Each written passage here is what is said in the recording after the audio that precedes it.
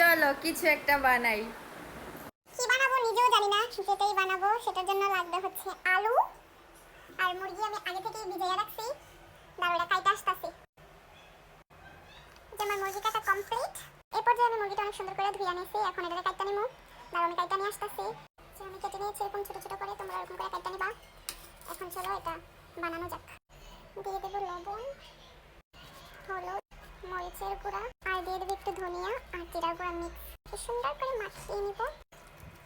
মাখানো কমপ্লিট। তারপর এটা বানানোর জন্য লাগবে হচ্ছে একটা টুথ কাট। একটা করে নিবা আর এইভাবে করে দিবা। আমি একটা সিঙ্গেল ভিডিও করতেছি তাই আমি তোমাদেরকে দেখাতে পারলাম না, আশা করি তোমরা বুঝতে পেরেছো। দেখো আমি সবগুলা করে নিছি, তোমরা একটু কষ্ট করে নিবা। এখন চলো এগুলো ভাজবো। ভাজার জন্য আমি একটা কড়াই বসিয়ে দিচ্ছি।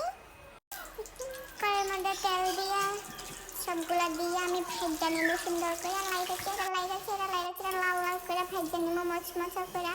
তোমরা এমনি ভেজে নিবা মজা করে। এই যে দেখো আমার ভাজা হয়ে গেছে, এখন খাওয়ার পালা।